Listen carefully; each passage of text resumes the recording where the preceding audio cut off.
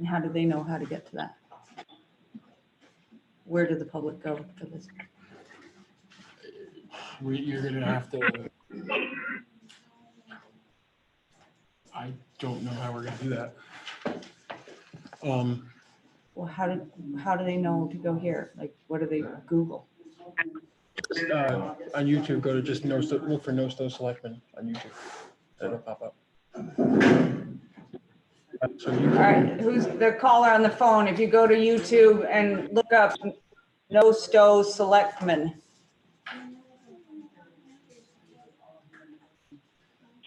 Okay. Be our test case to see if you can see us. It says the last meeting was June 23rd.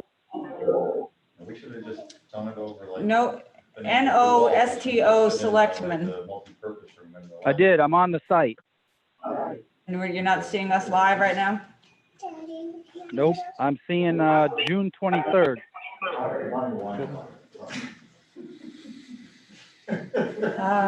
We're live.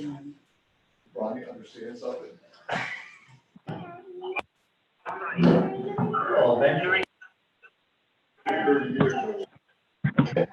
It's to fly off the handle and then come back down. Because we just did that on our phones and it's joined fine. You're on YouTube? I'm on YouTube. I'm on No Stow Selectmen. It says 45 subscribers. And Yeah. and the last, there's nothing about live. There's nothing just playing automatically on yours? No.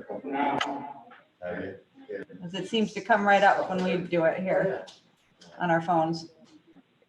I even hit subscribe. It says subscription added, but nothing pops up. Okay, wait a minute. We might be on a delay, that's why. Yeah, I got it now. I got it. Okay. What did you have to hit? I had to hit subscribe. It says subscription added, but nothing pops up. I'm gonna go and share it Right, to how the website in the main. Okay, wait. All right, but what's the feedback here? What is the feedback? Seriously, right now, do not walk away. Is this muted?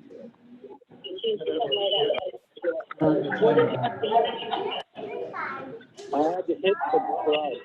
All right, I gotta mute you for a second. All right. But so every time they turn on, I'm gonna get that feedback? That's not good. You can't mute everybody right off the bat. Well, yeah, I can, but if I'm just gonna constantly get feedback.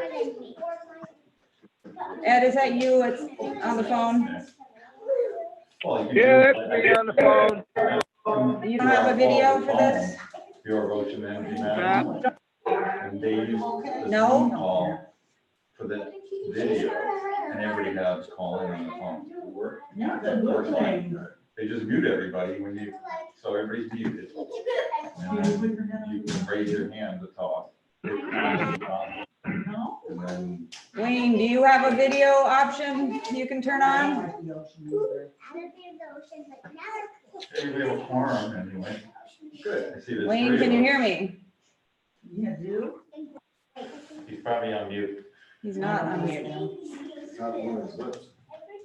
Oh, that's right. Robert, can you hear me? I can. Wayne, are you there? Wayne? I called his house, no one answered. He's on the phone. He doesn't have a computer, a laptop, he said.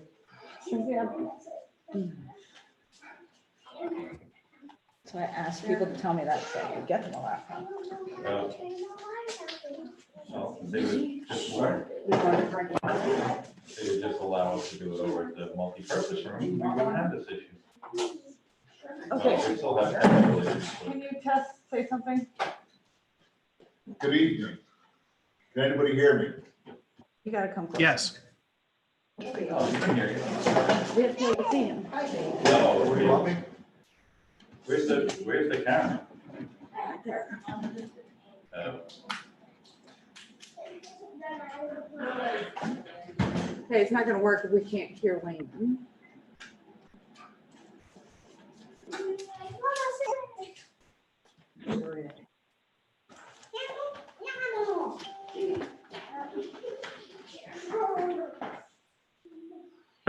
Again. I don't want this waiting room going.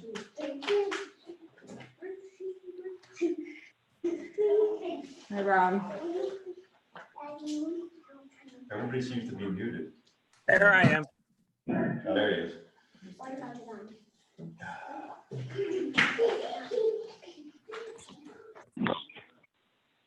If I disable the waiting room, they can just join on their own. Oh, you don't have to. So, but I want all of the commission members to kind of raise their Zoom hands so they stay up at the top there, right? Right.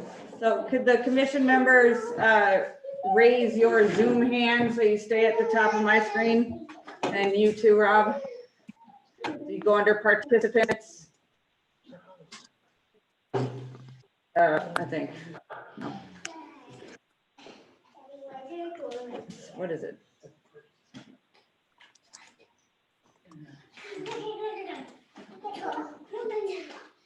Where's the Zoom hand? Is that under participants? It should be. I can't remember now. You might not be able to because you're the host. No. Why would the host need to raise their hand? You're a host. Yeah, but I can still see how to do it here. It would be the chat window. No, it's over here. Hello. Hello. Who is Hello. that? Pat? Hi, it's Pat Lewis, but I have to recuse myself. Okay. I just want to Yeah. say I'm present, but I just want to let you know I'm present, but I'm going to recuse myself. Okay. Wayne, can you hear us yet? Hello? Okay, Pat, we heard you.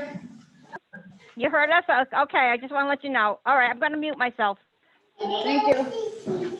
Bye. All right. I have Wayne up with his name, but not with, I called him, no one picks up on the phone. no, I know, but everybody else is up with the phone number and Wayne is up like he'd be on a computer. I know, so he needs to be able to hear us, and if he I can't, didn't connect video. but he's not, yes, either. Wayne, can you hear us yet?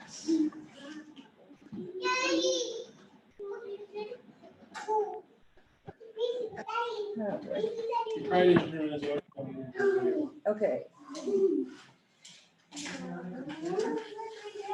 That's because his name's showing up. okay, see, I gave, Oh, unless he gave his name when he called in. I also gave Nita, I gave her the link too. all right, so I'm gonna rename Ed. Let's see.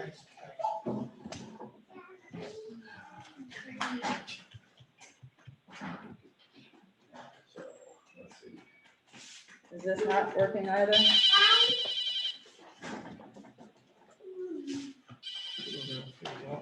Hello? Yeah.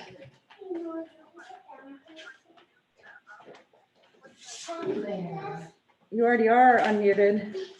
So is your, yeah, is your speaker on?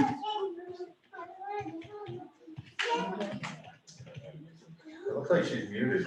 Nita's muted. Rob's muted. It's not muted. That's what it shows on the, up there. No, it doesn't. Yeah, I'm sort of going out, but I can.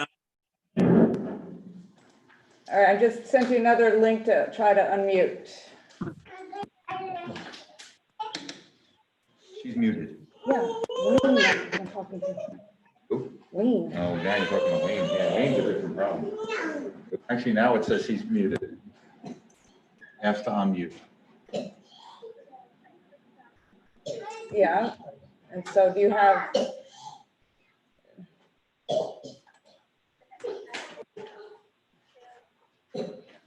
Right, so, do you have a microphone? I have a microphone. So you're gonna have to call in on the phone as well, so you can have audio. Oh, yeah. That's why it's cleaned on the computer. Yes, you can go out of that and just go off of the instructions on the agenda So, which, at the top. There's a phone number and a login number. I don't think so. Oh, he might be, yeah, I I think he talked can. to her today and I explained it. He's gonna have to call in. All right. Hi, who is on the phone with number 5878? That's me, and Norwalk. Okay, All right, so Pat, which is usually so. thank Haven't you. started a meeting yet, but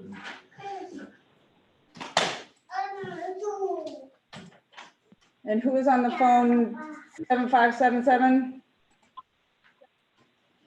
That's me. I'm going to mute myself. Oh, sorry.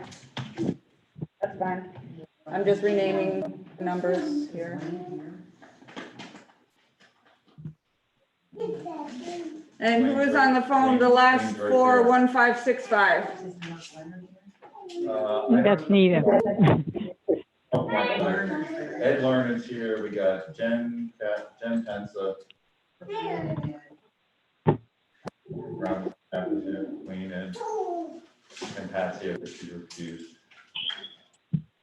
And who's on the phone, 0817? Jen Strunk. Thank you.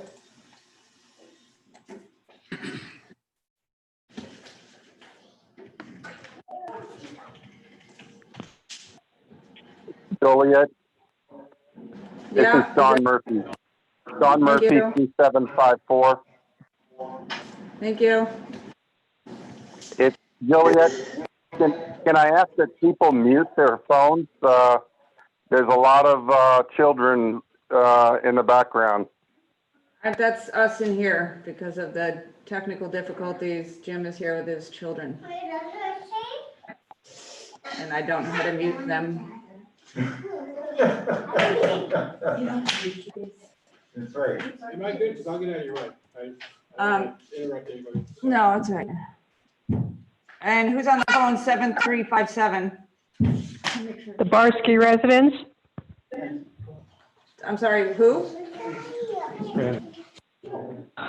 The Barsky residence. Okay, thank you.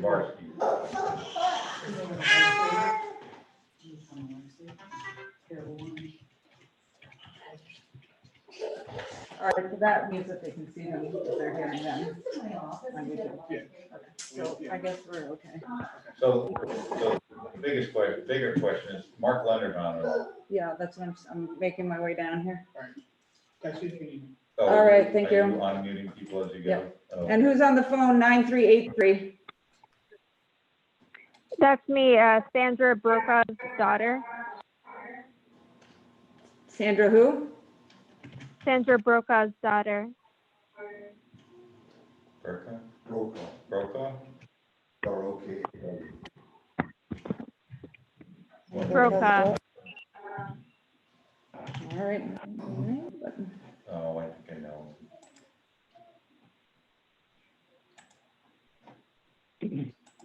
And who's on the phone, 7044?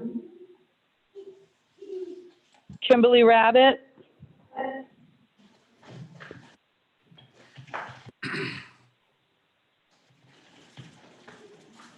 Apologies if I'm spelling your names wrong. How about 50?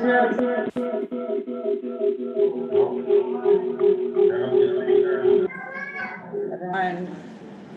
I don't know that we're How about- supposed to be taking down the phone names and phone numbers of people who are participating in a public meeting. I mean, I don't think that's appropriate. Rob, we're not taking their numbers, we're Robert. just putting their names so we know who we're talking to and who's on, we're trying to figure out. They who can wants identify to- themselves right before they talk. If they, Okay, Robert, can you let me finish here? Thanks. I'm gonna mute you for a second. Who's on the phone, 6301? Mimi and Tony Miranda. Thank you. Sorry. So I don't see Mark Leonard. Going down to 11. Common view.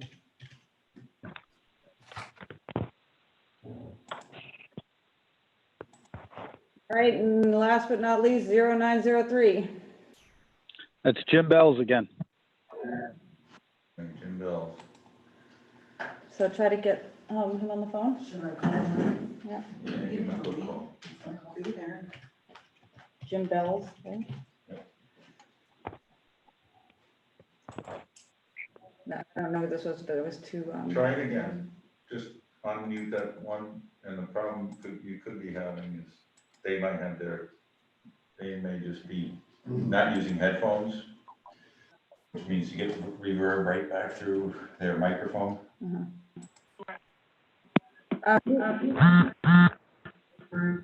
Who is 507?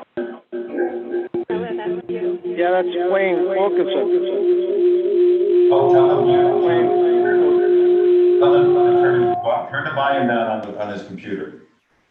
Wayne, try to turn the volume down on your computer because you're reverbing. Sure, Wayne, 12. Oh, how do you spell his name? It's right up there. Yeah.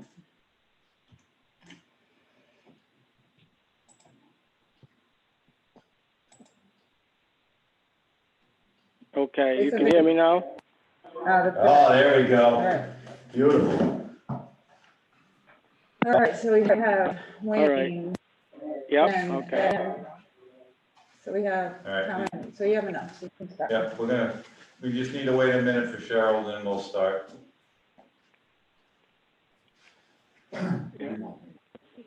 Yeah. They're good there for me. I mean, All right, so just a word of housekeeping. We're going to go through the presentation, and when it comes time for public comment, I believe you hit star 6, guys. Can you, it's going to be really loud on YouTube. Star 6 to unmute yourself, or hold down the space bar if you're on a computer to temporarily mute yourself or unmute yourself. And we will also be using the raise hand function, which on a phone, Lou, you can't make noise like that. It's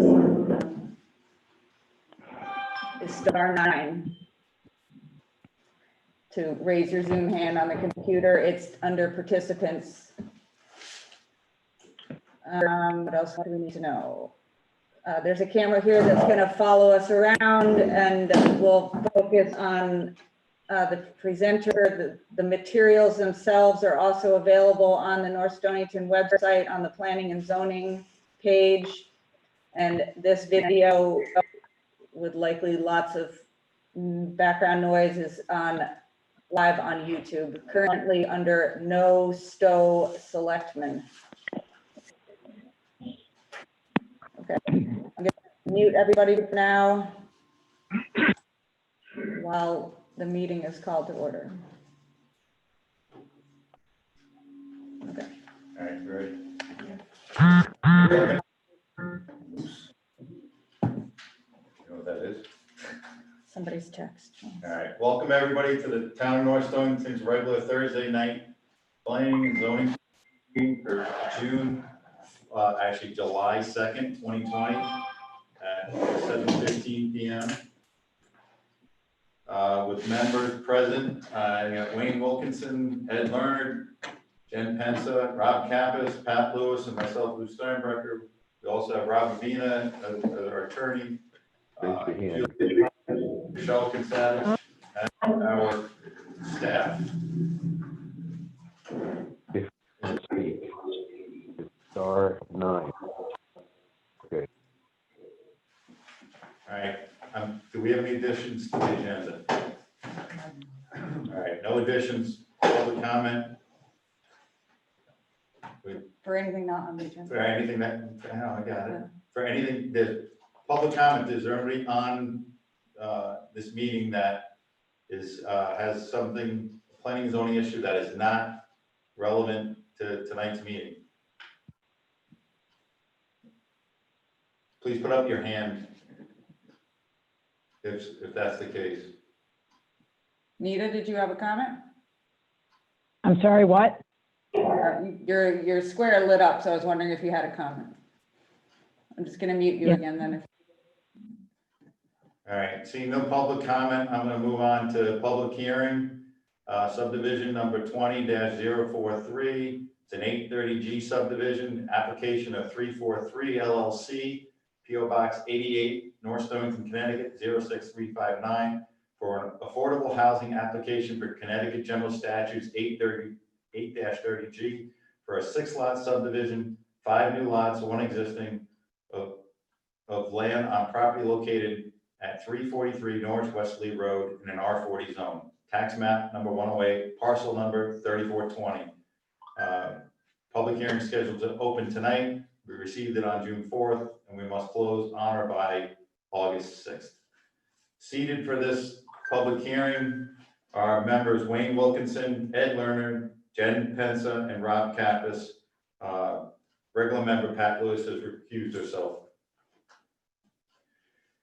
And so we're ready to start. Peter Gardner, it's all yours. Good evening. My name is Peter Gardner, 1641 Route 12 in Gales Ferry. I'm representing the property owner and applicant. The proposal is to create an 830 subdivision, which has noted as an affordable housing subdivision by state statutes. The property is at 343 North Wesley Road and is 1.53 acres. There's an existing home that is served by a driveway going out to Route 2 with 2 curb cuts. The subdivision plans consist of 3 sheets. The first sheet has a location map, a series of general notes, abutting property owners and their mailing addresses, as well as a plan showing the property. The second sheet is an A2 survey showing the division of the property into 6 building lots, with easements for the shared driveway as well as easements for water lines. Water is being run to the site from the south, and it will be public water serving these proposed lots. The third sheet is the sheet that has most of the details to it, and I've taken the third sheet and colored it up for presentation purposes. There's an existing home served by a septic system on lot 1, which is in the southeast corner of the property. That's where the driveway comes in. Lot 2 is in the northeast corner of the property.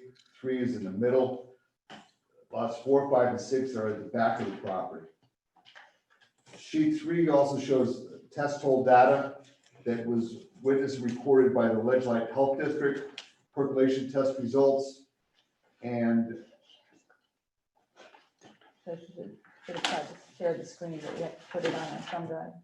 these 6 homes will be accessed by a shared driveway using the existing curb cuts on the Route 2. All lots meet state health code. The property's been reviewed by a number of different individuals and agencies, and all have come back with positive comments. And I'm here to answer any questions commission members may have, and I appreciate the opportunity to make the presentation. Can you discuss this, just the size of the lots that you're creating? We're creating 6 lots. The existing home will be on a parcel of land just over 15,000 square feet. Lot 2 is 10,807 square feet. Lot 3 is 11,031 square feet. Lot 4 is 9,883 square feet. Lot 5 is 9,744 square feet. And lot 6 is 9,880 square feet. All will be accessed again by a single curb cut, well, 2 curb cuts on Route 2 and a shared driveway, which will be paved 15 feet wide for the most part. All right. Do the commission members, I can't unmute you at the moment, so just in your original package, you provided us with a letter from Southeast Connecticut Water Authority. Yes. That just talked about a line coming in. There's some question whether the line was sufficient to service all 6. No, I got another letter that I sent you too. Oh, okay, that I didn't see.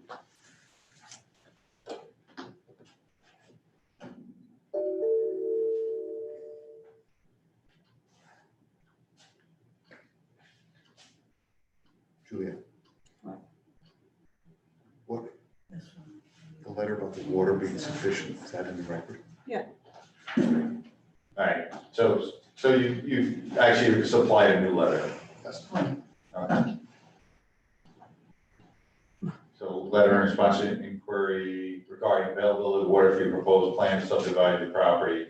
Property is currently served by public water.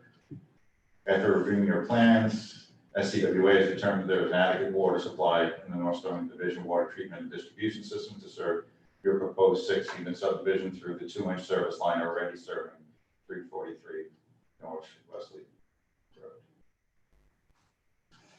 Which led me to another. So the original house is also, all 6 houses are going to be served on that? All 6 homes. Okay, so are you abandoning the original? The existing wells will be in accordance with state health code.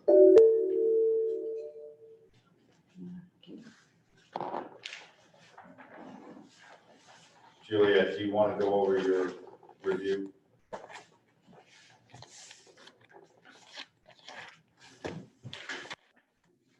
You all should have gotten a review that basically just talks a little bit about what an 830G subdivision is and what's required.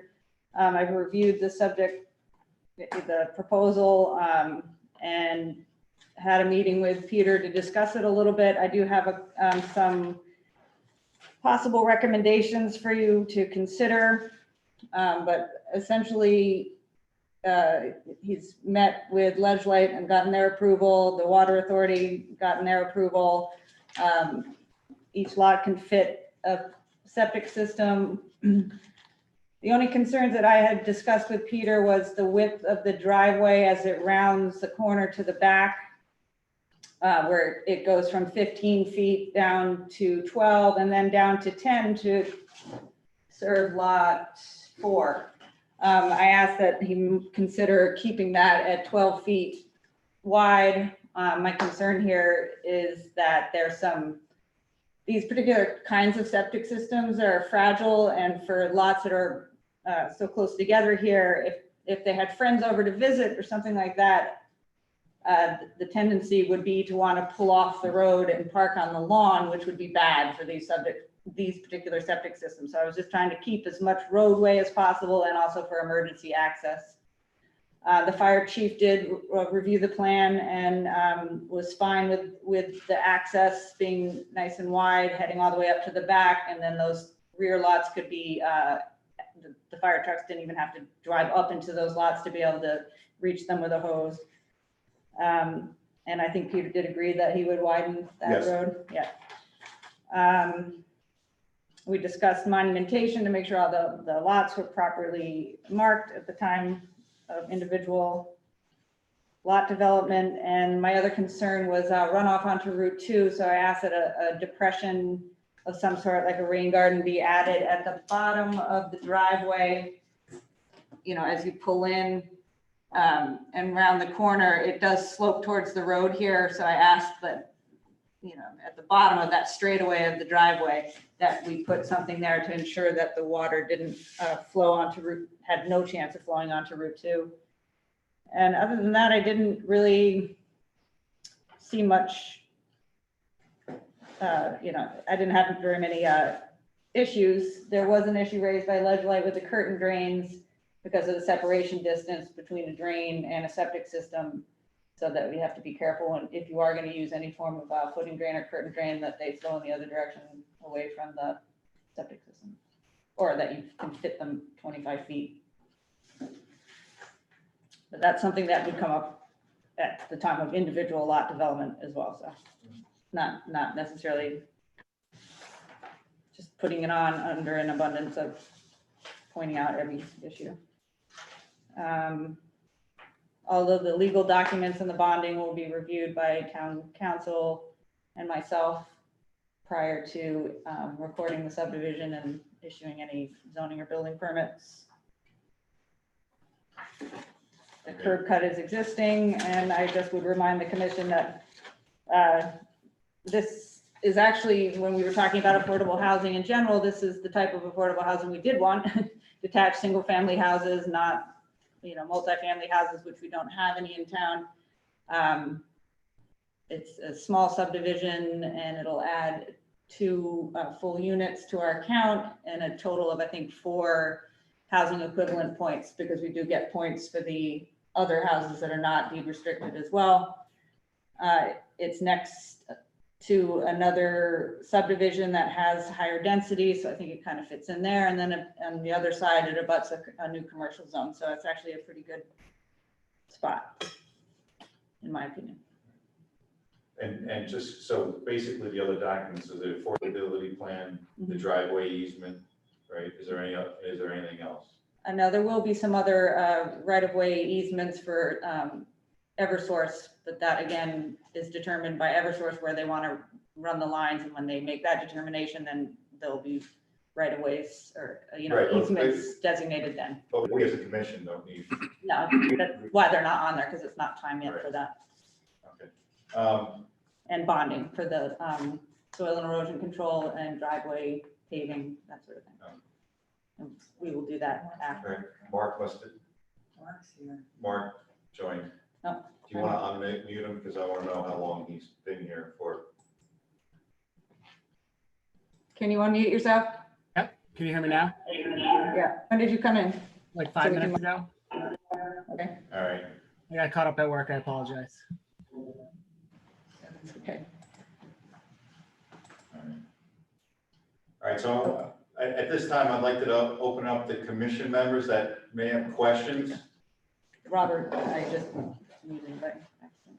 Robert has his hand. Yeah, Robert, well, I'm gonna have to let you control Juliet. So Yeah. when you hold up, Juliet will unmute you so you can ask your question if you're not unmuted already. I think I'm unmuted already. Ted, a couple of quick questions. That new water letter that came through, I didn't see that. Does it address the 6 connections 6 connections are viable at that location? Yes. Yes. Okay. Is that something you could send along? Yes. Yep. The second question I had is when we discussed this last month, there was I saw that the numbers about what constituted affordability, it struck me as odd in the initial package. Did anybody see those? Ask that again? You broke Sure. up. In the initial application, there was a calculation as to what was considered affordable versus not affordable. And to me, the numbers are way off the charts in terms of affordability. Did anybody review those for accuracy? The town attorney is reviewing them. It's based on a formula that at the time of resales where that really comes into play, we were talking about like 309,000 seemed to be high, right? Or the time of sale. So at that time, based on the numbers that exist at that time, so your mill rate, your cost of utilities, all of that sort of thing get plugged into a formula. And if that's what it comes out to, that's what it comes out to. Where Stonington does have a high area median income, which gives us a higher sales price for some of these units. But the attorney has agreed to review those documents. So as of right now, we don't know whether or not those calculations are accurate because the attorney hasn't reviewed them? Hi, this town attorney, Rob Avina. We're going through the paperwork right now. I'm sorry, we have not had a chance to check with the state. The applicant is saying that 2 of the 6 units will meet the affordable housing statutes. So no matter how we go about it, we'll recommend to the commission before you vote what that language has to say and how those permanent documents that are going to be recorded have to reflect the state median. So we will review that analysis and get it into you. And Lou, the last question I had, Juliet had said something about the fragility of the septic systems which were being used near these driveways. Is there something different about these septic systems as opposed to other septic systems? We'll let the applicant answer that question. Peter? This is Peter Gardner. What we're proposing are called mantis systems. Right now, my office probably designs 1 or 2 sites a week, and that's all we're using these days are mantis systems. Mantis systems are very efficient. They use a smallest area that they can. It's nothing unusual about them. They're used extensively these days around here. But Ms. Hodge just identified them as fragile. So would you You don't wanna consider them fragile? Discuss the loading. The It's loading. not like H10 or H20 loading. When we design driveways, we design them to be H20 loading. They can carry concrete trucks, for instance. Septic systems aren't designed to have concrete trucks drive over them. I didn't think it was worth discussing or arguing with Juliet about parking on top of the septic systems, but that's certainly something that would be an issue that the health department would point out. And as I said, I design 1 or 2 a week these days. And for the last couple of years, I probably designed 100, 150 septic systems. And I've never had a comment from the health department saying, don't park on them. I'm not arguing with Juliet. There's plenty of room on these lots to park, but I don't consider them fragile. Anyway, we put a note on the plans, ask anyway to say, try not to park a truck on them. We're fine with that. So. Any other commission member with a question? Jen? So I guess I was just curious about, I know it's probably not part of the zoning laws, but the traffic issue and the concern about public safety coming from the one single curb cut and adding traffic and vehicles into that space. Is there any concern around that, Juliet, or is there any consideration for that? Or is that kind of off the table from our perspective? The burden of proof would be on the commission to prove definitively that there would be a traffic issue. And I'm not sure that they would be able to do that for an additional 6 or even 12 cars coming out of a residential subdivision. Right. I don't see it as an issue, no. Not an issue that would rise to the level of significance it would need to rise to outweigh the need for North Stonington to have affordable housing, being that we have only 1.52% affordable housing. So that would be a tough losing court. Well, and not, I mean, I don't know, do you have an answer to that? Because before I comment. I was up at Billings Lake today doing some survey work. And I'm not sure how many homes are accessed off those roads up there, and they're less than 15 feet wide. The only other affordable housing subdivision in town was done off Lake of Isles Road. And there's 10 or 12 homes there that share a driveway out to Lake of Isles Road. And I'm not aware of any issues out there. So I think the issue is more in Adding it to Route 2. To Route 2, yeah. Yeah, acted onto the Route 2. the driveway exists on Route 2. We're not creating another new curb cut. And it isn't the driveway right next to the ice cream place that we approved just a short time ago? Wouldn't that driveway kind of butt up against that? Or no? It's adjacent to that property, but the driveway's Well, I'm showing 2 Separate. existing aprons. yeah, there's 2 existing aprons on the parcel that we're talking about. Slide it to your right, left.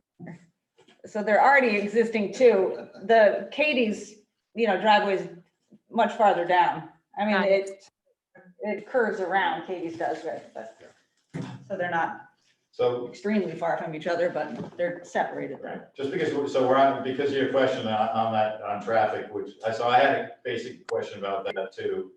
And, you know, I just did a little bit of math, but if you figure two cars per house, two trips per day per car, you know, you end up with 48 trips. And if I did my math right, 48 trips a day. And then if you split them up over 12 hours, that's like less than one, or that's 4 an hour. Or if you even get it down to 2 hours in the morning, 2 hours in the afternoon, Right. really only 6 trips an hour, which gets you down to 1 every 10 minutes. So, you know, it would be hard pressed to say that it's a public safety issue of adding 1 car per hour or per 10 minutes onto the highway. So, I mean, it's not saying that there may be some issues there, but that those issues could be more with the speed on Route 2 than anything else, so. Right. Thanks. Any other commissions? Do you have any more questions before we go on to anybody else? No, she's muting herself. Yes. Does any other commission member have a question? Nope, Mark's good. Ed? Well, I'm just having a problem when we did the entertainment barn and stuff. The guy that gave the proposal was saying that each of the houses on the road, his number of cars going in and out of the driveway is a lot higher than what your figure is. Unfortunately, that paperwork I have downstairs, I'm upstairs now, but I'll look into what he said, because his numbers are way higher than the numbers you guys are coming up with. And seeing you did unmute me, if the septic system fails, there's no room to expand. You have to dig it up and redo it. Is that how it is? There are reserve areas shown on the plan as well. Okay. All right. Hey, Ed, thanks for the reminder, because I actually think the number was 9 trips per day per house. So. Yeah, I think it was a little higher than that, but I'll look it up, because like I said, I got the paperwork downstairs. So. But even if it's 9 trips, that's 54 trips a day. That So seems high. I mean, we don't go in and out of our house. No, it was, the number he threw out there was pretty high, Juliet. That was part of his selling point. yeah, like I said, I even if it was a lot more, I think we would have a hard pressed time to call it to deny this on a public safety issue. Well, like I said, that guy was highly revered, and I'm going to look up what he wrote down, because I kept all his notes. Okay. Yeah, this is Rob. That's very helpful, Ed, and I'd like to know what that number is. Unfortunately, the way the Affordable Housing Act works is we would have to actually produce the expert. We have the burden on 8-30 to produce the traffic expert and have them testify as to the impact. So we can look at it as we are, which is fine. Ultimately, that would have to come in as an expert opinion that there's a public danger at that intersection or in the driveway.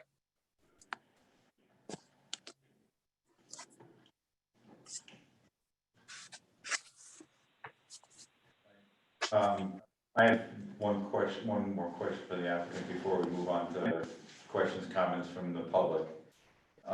Just about, I know, what's it, 15% is the requirement for affordable units?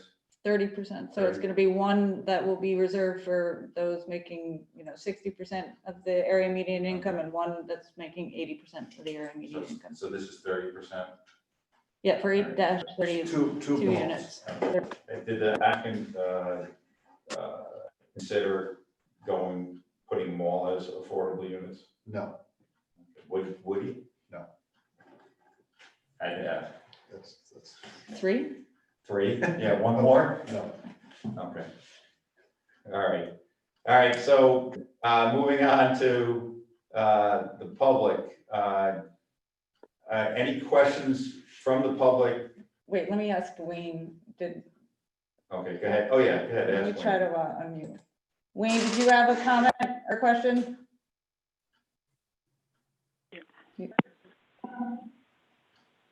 You're unmuted. Ask him again. Go ahead. Did you have a comment or a question?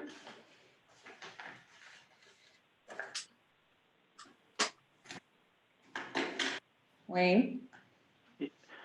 Juliet, are you all right with the driveways the way they are? Yep. You're satisfied with the way the driveways are set up and that? I am. Okay.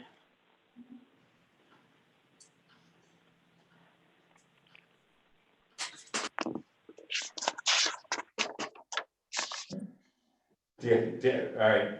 Yeah. Wayne, do you have any other questions or comments? No, I didn't. I know. I was just concerned with Juliet. As long as she is concerned about the driveways, if she's satisfied with how the driveways are set up, that's all. That was my question. Yeah, I'd be happy if that one gets widened a little bit, but that's all I was asking. All right. Of Peter. Thank you. All right, so I'm going to move on to public, if any of the public has a question for the applicant. Can I ask one more quick question? I know you asked this before, Lou, but is there any opportunity to increase the number of affordable housing units as part of this? Because out of 6, first of all, they seem like really small lots to me.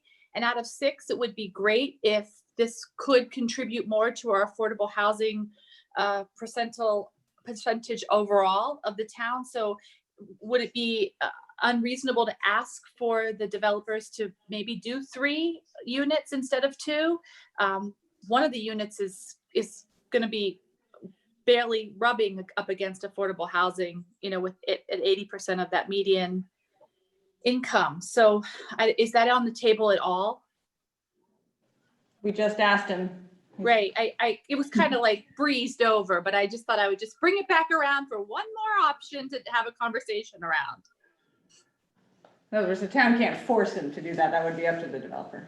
No, it would be great for the town though. And it would be great, as a show of good faith. Peter, would you like to respond? The applicant, I think, is showing good faith by proposing this application to help the town get closer to the housing stock that's considered affordable. And 2 is the number of affordable homes being proposed in this application, and that is what we're staying at. Got it. All right, now we'll go to the public.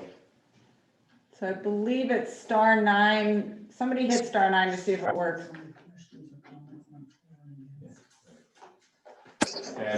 And right now, it's just questions or comments for the applicant or the commission. It's not for or against. All right, I'm going to unmute Jen Strunk.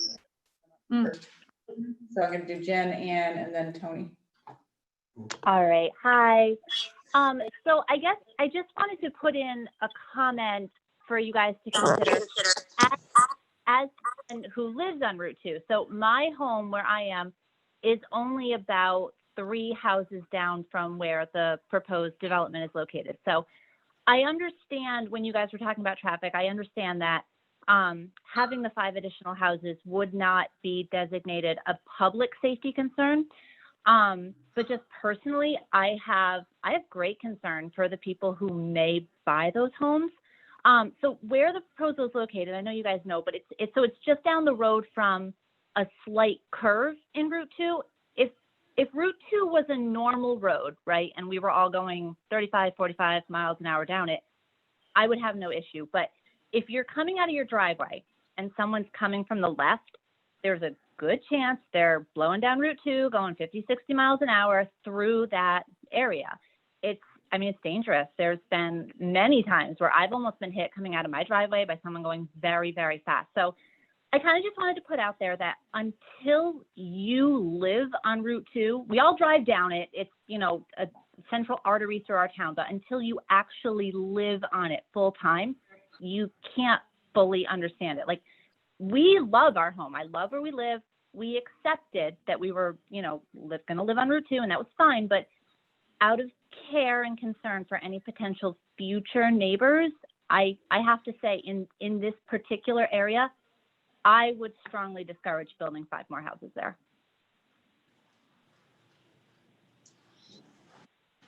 Thank you. Ann, Norwalk? Oh, yes. Can I speak? Yep. Oh, how about that? Thank you. I will.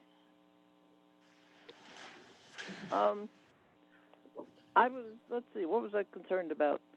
I was concerned that there were only two houses that were affordable. I thought, given this much leeway to put houses in tight together, it should have been more than 2. The real thing is that there's a cemetery list shown on the map on sheet 1 that does not show on any of the drawings of the subdivision. I think that's key to get that located. It's right around the boundary. I don't know my north and south, but if you're on Route 2, it's on the left-hand side, about halfway down the total boundary there. So somewhere that area should be located on the plans. You see it there on sheet 1? Peter Gardner addressing that question. The cemetery is not a abutting property to this subdivision. I can't hear the answer, but be sure you locate that cemetery, because it could be, I don't know if it's on lot 1 or 2 or the right of way for the driveway there. I think it's key to get that located. Hang on a second. Ann, hang on. Go ahead, Peter. And Pete Gardner, subdivision is not on this property. The cemetery, excuse me. I can't hear the answer, but I just hope you'll take care of it. Obviously. Ann, can you hear me, Ann? Barely. The cemetery. Okay, Ann, how about me? I'm right here by the speaker. Okay. The cemetery is not on the property. It shows it on the page 1. A little tiny shaded square on the big map. It shows the cemetery. Oh, that cemetery is actually, that square cemetery is below where it says cemetery. It's actually on Mystic Road. No, that's not the way it's shown. And come into the office and I'll explain it to you. I'll come in, but it's shown partway along the line here. Anyway, locate No, the that's cemetery. that's not showing the cemetery. That mark is not the cemetery. I'll show you in person. CEM, that's the cemetery. Right, and it's actually the square below the CEM, that's the cemetery. Okay, I'll take another look. I also hope that you'll put the fire department's comments in writing and the driveway agreements. I think those are key, and should be part of it. Did you put everything on the site? Another thing is gravel a hard enough surface for draining down onto Route 2? Is that going to get worn too much with the traffic on it for that many houses? Or don't you have any control over that? Or what? And another comment I had is there's a dug well shown on lot 1, close to where the driveway's going in, and I would be afraid Wells will be abandoned. That's going to be abandoned because that house is going to get the town water? Yes. Okay. Are the driveways paved? He can use it for a garden or something, but I would think you might disturb that quite a bit. That's it. The driveways will be paved, Ann. Pardon me? The driveways will all be paved. It says gravel. If you look at the detail, it's paved. Okay, I saw gravel in what I read, and I just saw the aprons onto the road as being paved. And this is Pete Gardner. Ann, this is Pete Gardner. Do you have sheet 3 of the subdivision plans? Sorry? And this is Pete Gardner. Sheet 3 of the subdivision plans show what's Okay, being. I did look at sheet 3 for that, so if it's in there, that's good. Okay. And I like you're keeping the water off Route 2. That's very nice. Okay, I guess that's all I have to say. It's hard to understand the whole meeting because my sound quality is not too good, but thanks for letting me be here. Okay. All right, thank you, Ann. Tony Mirando. Yeah, hi. Yeah, my wife and I, we moved here 3 years ago. And I have to agree with Jennifer as far as being someone who lives on Route 2 and has to pull in and out of our driveway. Even deliveries, like our oil truck guy, he's always complaining to me about how dangerous it is for him to pull in because people don't pay attention. We've almost been rear-ended on several occasions. A bus rear-ended a car right in front of our home. A truck took out some of our wall recently. And to have people pulling in and out of that and the farm stand, I think is going to be just a safety issue.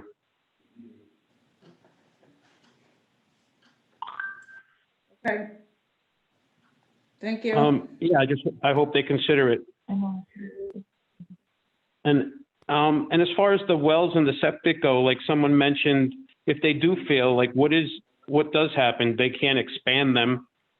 And what happens to things, right? What happens to things like gray water and stuff from bathtub, showers, and washing machines and things like that? So if there's a lot of rain in the area at times, you know, the water does stay on the surface a lot. So how do you address those issues? You know, we have a well, and I know it's over 100 feet from our well, and it's all legal that way, but I still worry about gray water and runoff and that kind of stuff. Okay, Peter's going to address your comment. Go ahead. Pete Gardner for the applicant. We dug 18 deep test holes out here with the health department.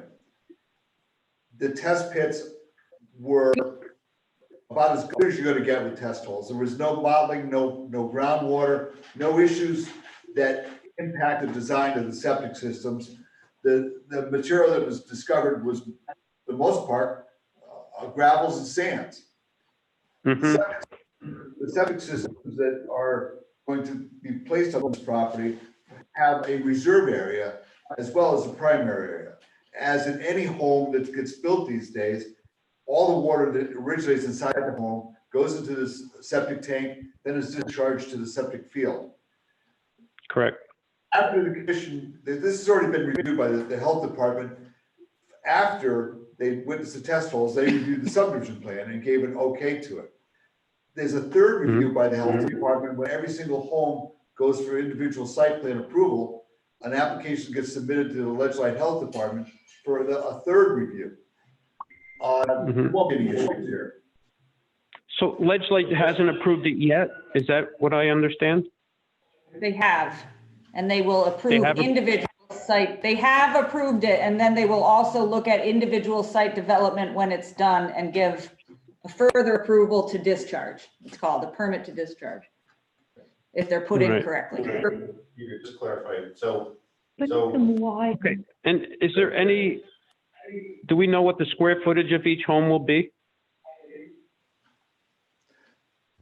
That gets decided at time of site plan application. Right now, the commission is approving a subdivision. They're not approving the home sizes.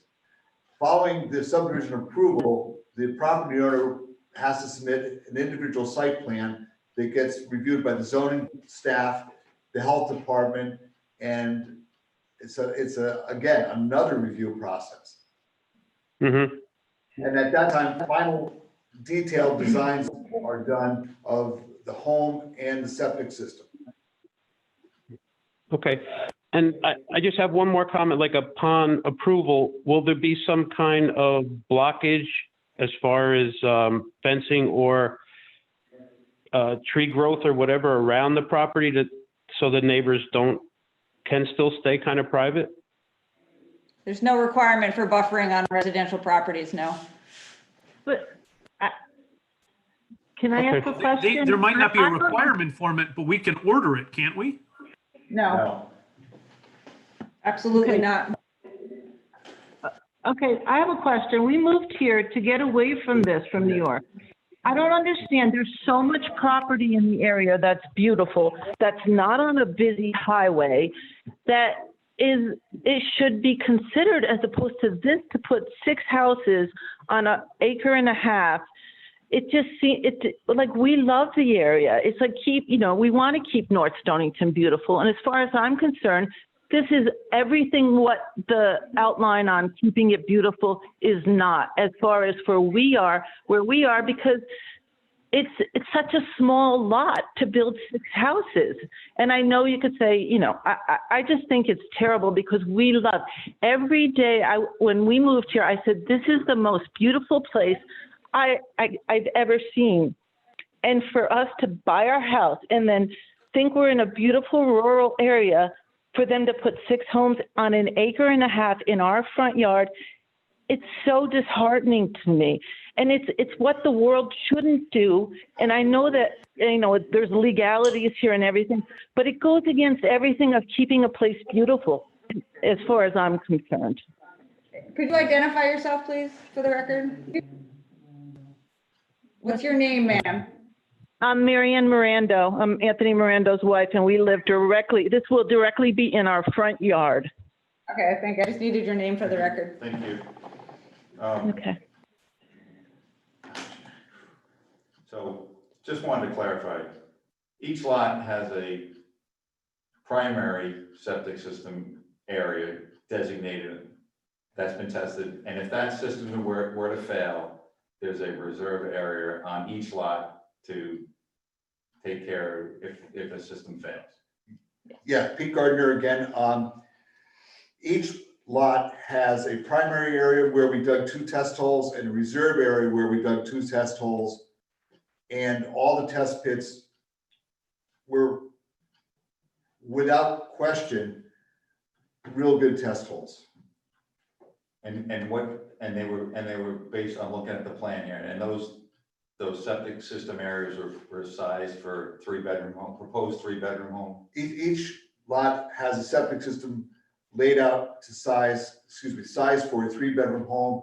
And on sheet 3, in the upper right-hand corner, we have a narrative that describes it. Thank you.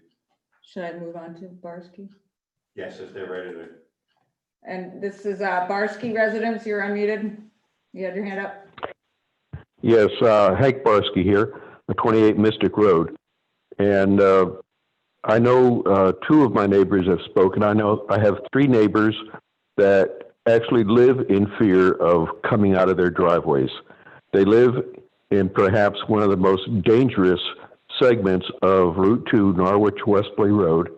From Route 201 up the road a little bit to 627, which is also Mystic Road. There are curves that drivers hauling campers, hauling boats, sometimes just hauling their tail right through town at more than just 30 to 40 miles an hour. Being under policed, that's going to keep right on going. I'd like to know if there has been a bona fide traffic usage survey for that area. It's dangerous.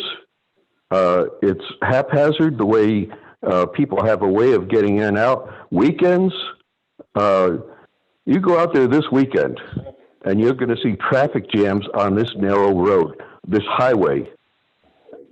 I just want to know how safe you're making this for the residents in the area.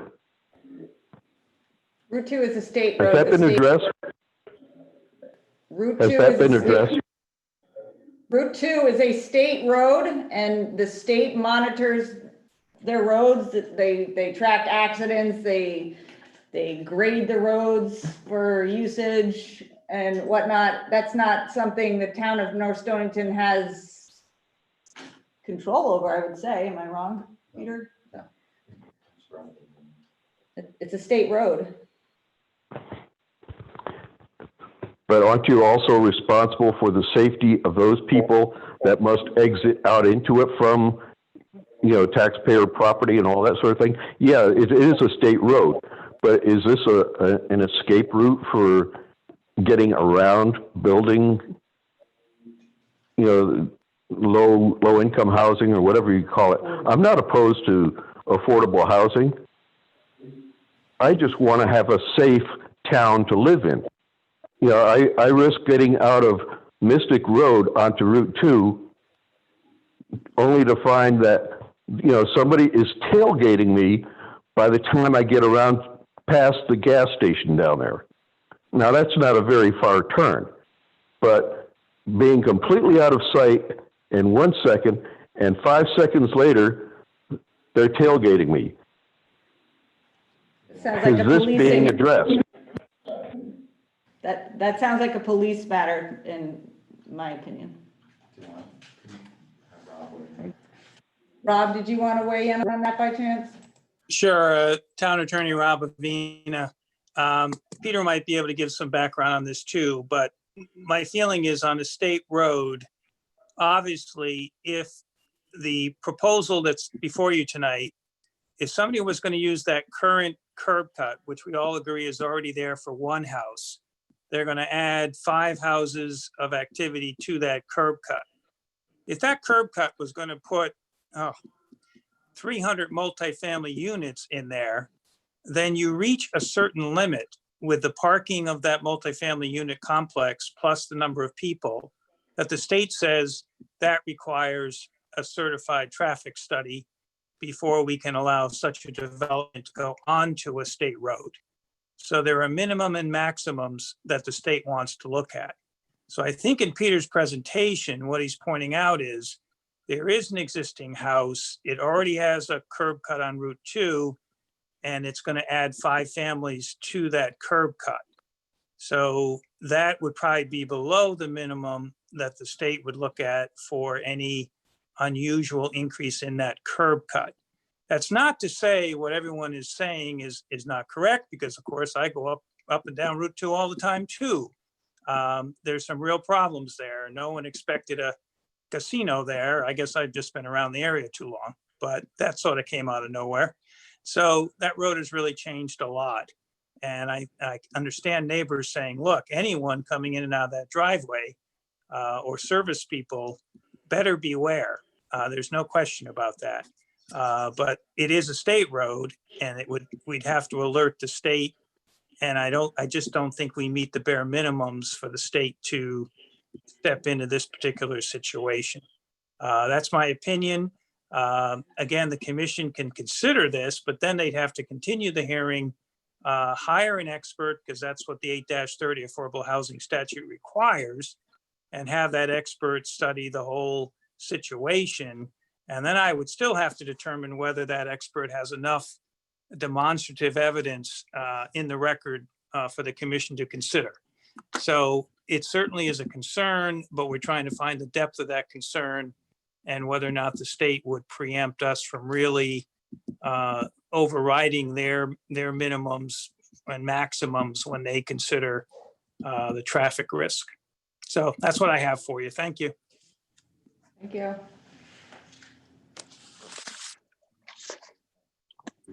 Another question? Does anybody else have a question? If you want to raise your Zoom hand.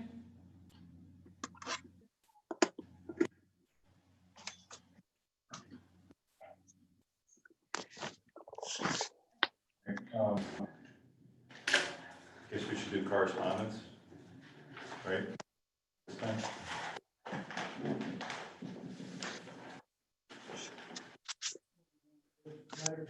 Yeah.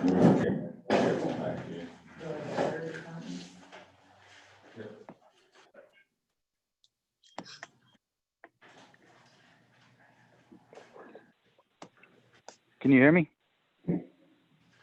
Yeah. Yeah. Yeah, so I have a couple of questions. Oh, sure. I'm the third or fourth neighbor, Jim Bells. I live directly behind the property. And while I appreciate the safety concerns that everyone has, mine are a little more selfish. And I'll admit it. I don't want to look out at 6 houses And I'd like to know how any of you living in North Stonington think that that's okay, that we should take someone's property and force them to just eliminate the view that they've had for 12 or 13 years and put this in. So I'd like to know what the limits of 830 are and what your accountability is. Are you allowed to refuse this? I can address that a little bit, or Rob can preferably. So, start out, Juliet, that's fine. So 8-30G was a statute that was passed several years ago mandating that towns achieve 10% of their housing stock as affordable, so that they create. Yeah, we've had this discussion. I know what you're trying to do, Juliet. I know you've been trying for a number of years, and I've supported some of those efforts. Okay? And when they were in developed areas away from everybody, I want to know if the council can disapprove this request. Not easily, no. I didn't ask if it was easy. Okay, so let me continue. So the towns have to achieve that 10% mark. If they don't, then developers can come in and propose these types of developments that are higher in density typically, and, you know, may end up resulting in 6 houses on a very small lot. So unless you can prove that there is a substantial health and safety issue that then outweighs the need for affordable housing in the town, which I said is difficult because we have less than 2% of our housing stock affordable, then the commission has very little that they could, or no ability to deny the application. This is why we tried so hard to get other, developments on Winnetou Hill to try to get us up to a moratorium so we wouldn't be susceptible to 830G developments. But the town does need affordable housing, and this is it. Right. So we're just going to bend over because they're giving us 2 units out of 6. That 4 families are going to bear this burden for the town. That's what you're telling me.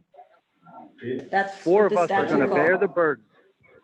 Actually, Mr. Bill, it's not like there's people on this commission that don't like this, they don't like the statute. Unfortunately, that's the playing field that we're left with. All right? No, you're allowing it. Look across the state and see how many counties and towns have 10%. Tell me that, because I know the answer isn't a lot. We're not out of the ordinary. You're missing the point. The point is, I personally, I don't care for this myself, okay? But that doesn't change the fact that the state has a law that allows this developer to come in and to request what he's requesting. And we're very limited, as Juliet said, and we can't just deny it because we don't like it, okay? That's not how it works. And I'm gonna ask Attorney Avina to provide a little bit more information on that. Yeah, it's just Attorney Rob Avina. And I agree with the gentleman that I did an affordable housing seminar for about 100 attorneys last summer before the pandemic, obviously. We were all in one room. And I've been raising this for quite a while for suburban towns. Very few towns in Connecticut, except the cities, meet the 10% requirement. That means all those towns are in jeopardy of these type of developments.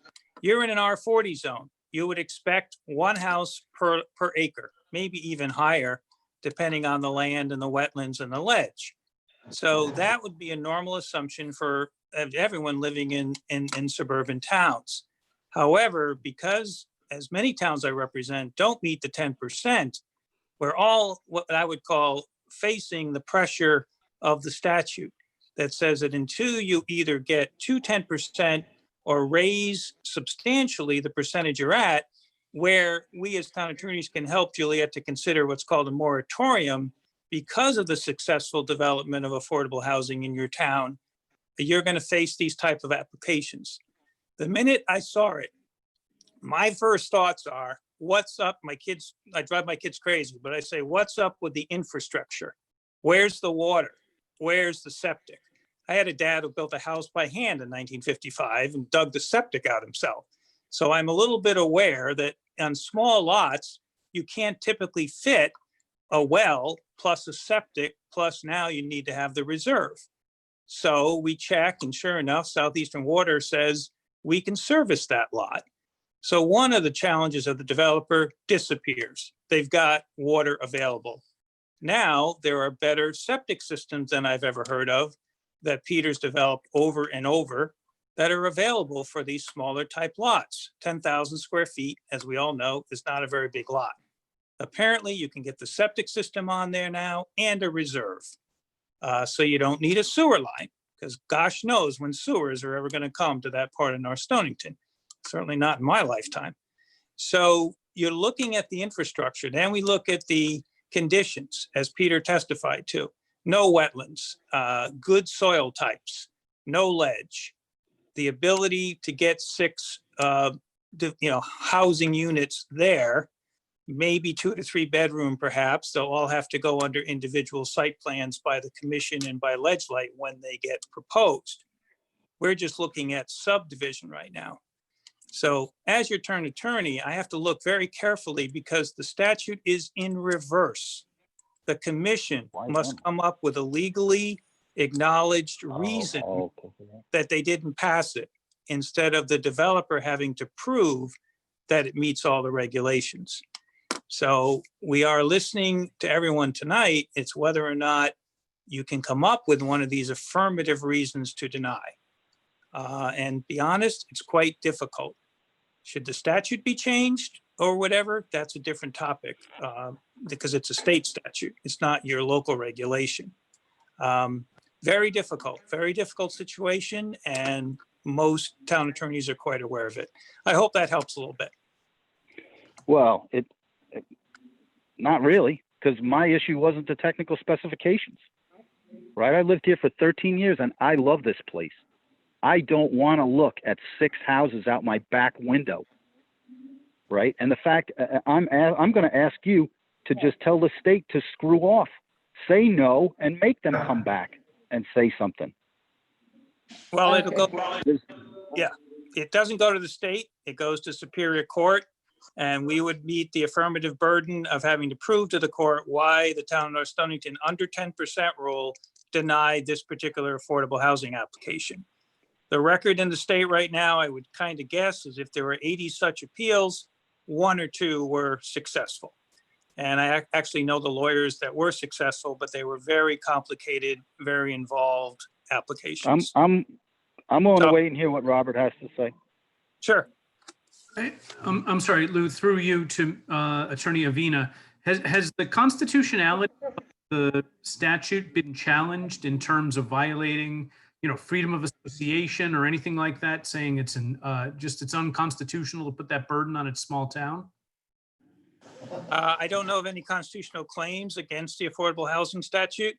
Unfortunately, and I know this is a difficult situation, is there are probably many arguments right now in the state that are concerned about the lack of affordable housing in Connecticut. It's one of the concerns of the legislature.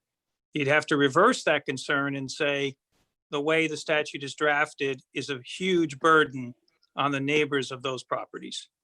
That it's just not drafted that way right now. Thank you.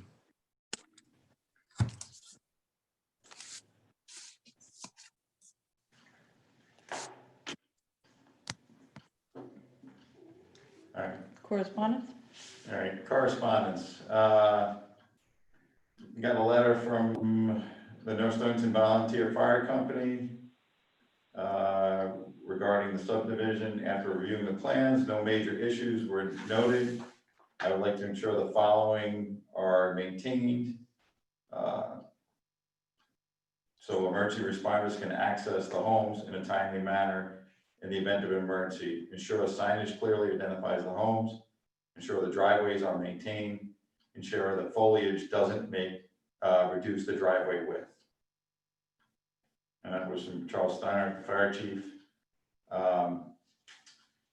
We've got the letter that I mentioned earlier from Southeastern Connecticut Water Authority stating that they can serve their 2-inch service line can service all 6 homes. We have a letter from Anthony and Marianne Mirando, I hope I said that right, from 349 North Wesley Road, regarding the subdivision and concerns about the traffic. which also provided some printouts from different websites on a couple of incidents, traffic accidents that have happened along Route 2. And that's it, right? That's it for correspondence. All right, anything you say before I ask for and against? We feel, Peter Gardner, we feel we prepared a plan in accordance with 830G that meets the statute. We've got proposed lots that absolutely meet the state health code. And we hope the commission can close the hearing tonight and approve the application. All right, so now for public hearings, we ask for members of the public that are in favor of this application, and then we'll do against. Is there any members of the public that would like to speak in favor of this application? You'll have to hit *9 or just start speaking, I guess.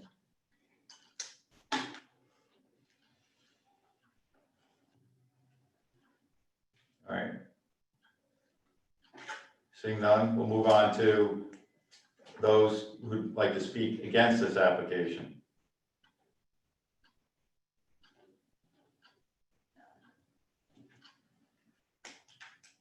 You can hit *6 to raise your Zoom hand.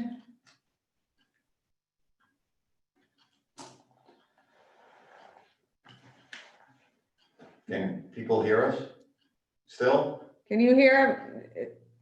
Okay. Let's do a test. Jim, can you still hear us talking? Uh-oh. Can the commission members hear us? Yes. Okay. Did we just lose the phone lines maybe? I can hear you guys. I can hear you. I can hear you Okay. fine. All right, so is there anybody who wants to speak against this application? I think we already have. Well, we'll let. All right, wait a minute here. Is that you, Tony? Hello? Yeah. Yeah, so can I just make one more comment? Yes. Okay, so to go along with what Jim said, you know, nobody wants to go out their front yard and see the sides or the backs of 6 houses crammed together when you live in an open space. My other thing is that Ron, the builder, owns the lot next door. I know he's approached neighbors on purchasing their homes. So just for the record, I would hate to see the whole block turn into that kind of development. And I know nobody's putting in for that right now. I understand all that. But just for the record, it looks like a bigger plan to me. And that would be really Yeah, I terrible. hear you. Okay. I hear you. Okay. Who's I? Tony, that's Jim. I don't think they heard you. Okay. We do hear him, thank you. You did hear me? Yes. Yeah, there's no property elsewhere. Yeah. Okay, thank you very much. All right, thank you. Anyone else speaking against?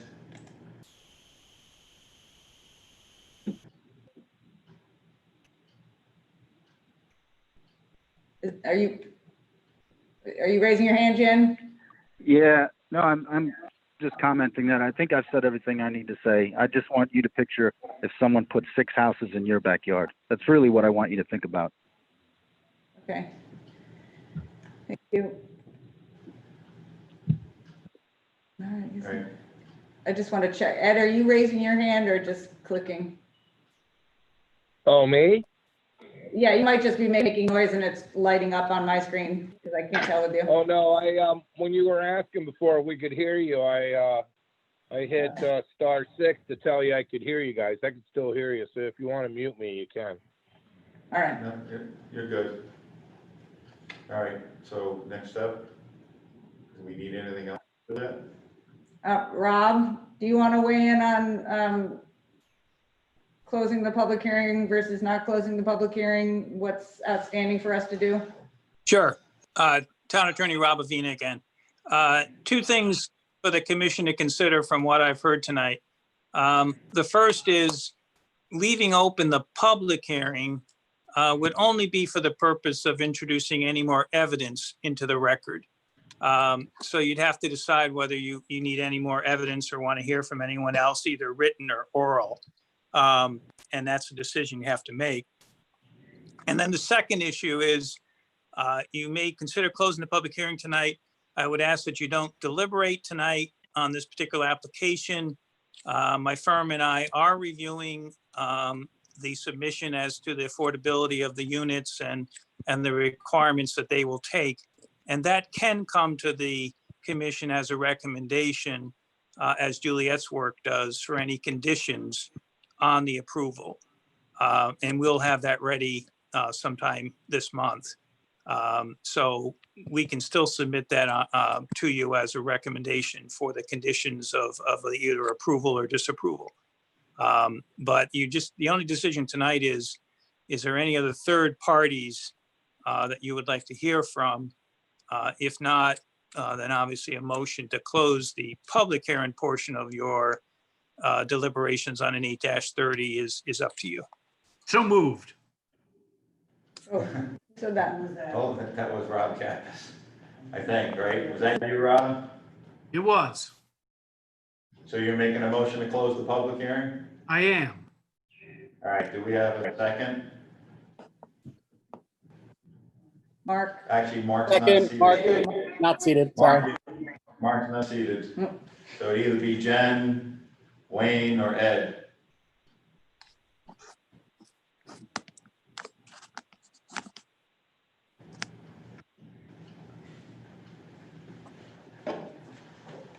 Jen or Ed or Wayne, do you want a second?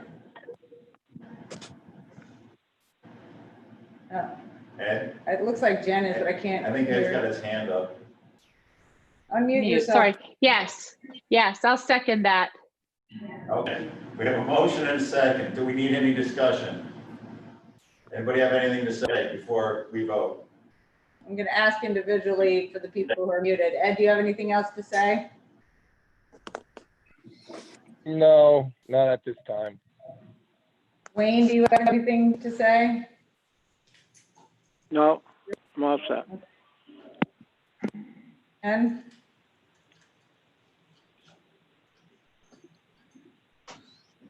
Right.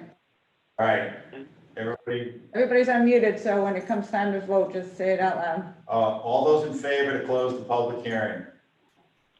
Aye. Aye. Aye. All right, motion carried. Opposed? What was that? I was going to say, they don't, never mind. I think we got everybody. Yeah, Ed hadn't chimed in. Oh, sorry. Sorry if I jumped in. Got it. So we closed the public hearing.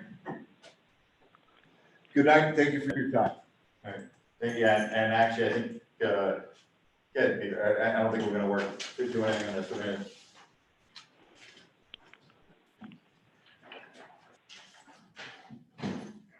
All right, so number 6, pending applications, we're gonna table that until at least next month when The we attorney gotta gets wait back. for the attorney's reports.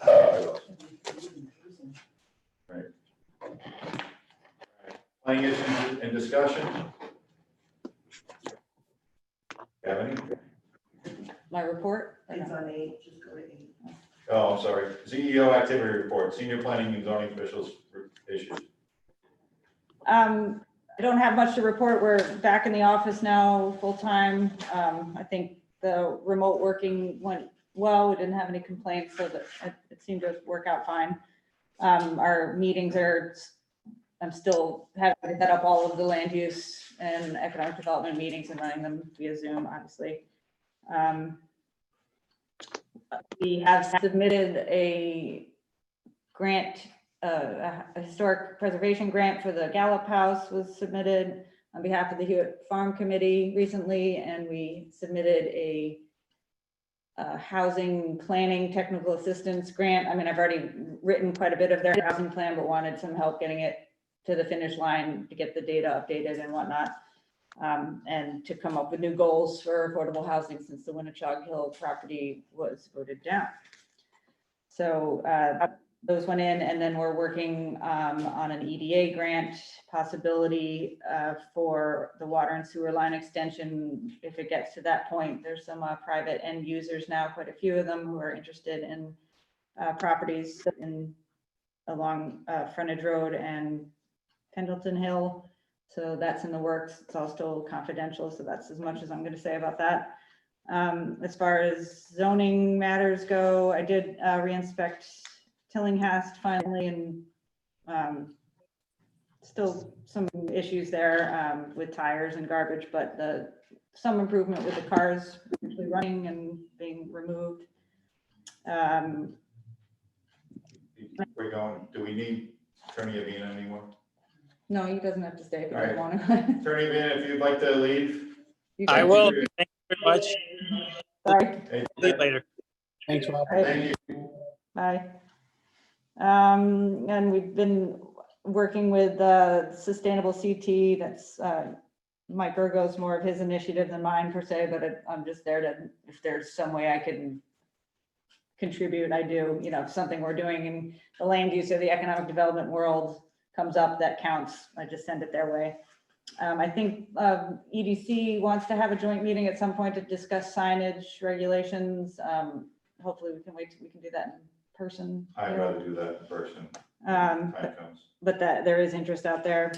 And we should be hearing from the winery soon. I got a peek at their preliminary site plan and the building, which is absolutely gorgeous. I can't wait. Which one? The Saltwater Vineyards. Oh. You see that they've started their plantings, but I think you'll be excited to see the design.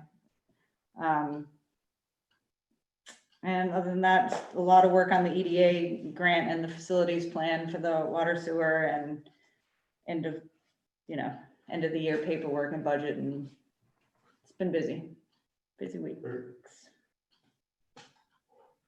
Oh, and Jovial Foods got their SHPO grant, the historic preservation grant, which was really good news. They got a sizable grant to restore the former Randall's Ordinary property and back, and to move on to their phase 2 of their project. Okay, so eventually they'll be coming back into us for that phase 2? Yeah, they just got the grant, so. Okay. Great. Any of the commission members have questions about the activity report? All right. If none, then I'll move on to the application. Hold on. Jumping the gun there, Rob. We have no new applications. Review the minutes. Does anybody have any changes to the minutes? No changes. All right. Anyone else? No changes? There's no changes. They're accepted as they are. Now, adjournment. So moved. Got a second? Somebody? Jen. Jen. All those in favor? Aye. Aye. I'm gonna assume Wayne said aye. All right. So we're adjourned. Thank you, everybody, and for your patience with this technology. It sucks. There's nothing better than having a meeting in person, especially for some.